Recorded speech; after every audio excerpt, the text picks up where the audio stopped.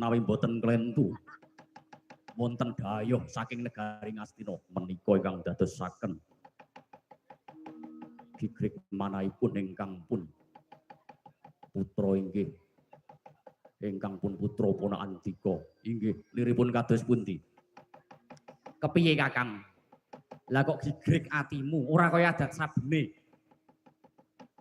satriya ingkang gagah pideksa godhek wok simbar jojo apa meneh sampeyan kuwi kundang otot kawat balung wesi lah kok dina iki rasane kaya mangu-mangu penggali iya mergo sing diadepi kae wong tuwa-tuwa lire kepiye sampeyan paring dawuh kaya mengkene Eyang Peneban Durna lan uga Eyang Sengkuni ingkang rawuh ana ing dina iki bakal gawe geger ana ing Karang Kadempel. Oh mengkono. Wah.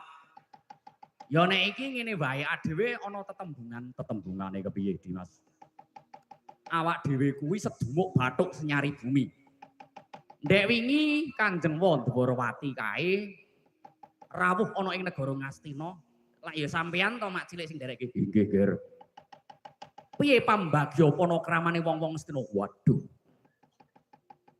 Kula diwewirang wonten ing negara Ngastina malah kula ngantos Bandayuda dumateng Kakang Burisrawa inggih Pakde Burisrawa. Wah, iki lho Kang. Wong gek Wandawati karo paman Harya Setyaki ora diajeni ana ing negara Ngastina. Lah, saiki ana tetembungan meneh lo jual gue beli. Ayo ditantangi arek kepiye? Dimas Abimanyu nembango gending tengoro ditataki kredaning simbah Durna lan uga para pakde Kurawa. Iya. Ngestaken dawuh Kakang Mas. Wengkat sang prawira kuswa magora bumi wangge gederi swarane tetek gumuruh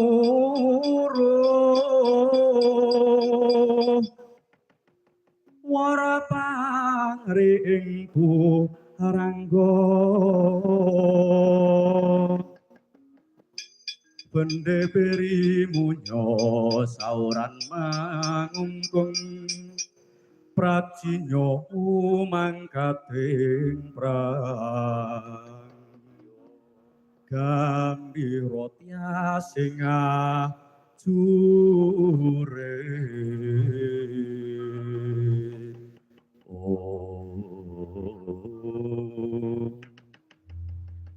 matur Kakang Mas. Iya Dimas sedaya para kawula amengkisma lan sedaya para kawula wonten ing madyaning Karang Kadempel sampun kula bibaraken supados mboten kenging dampaking para wadya bala sata kula ingkang badhe Bandayuda. Ya maju saiki Dimas papaki kritane.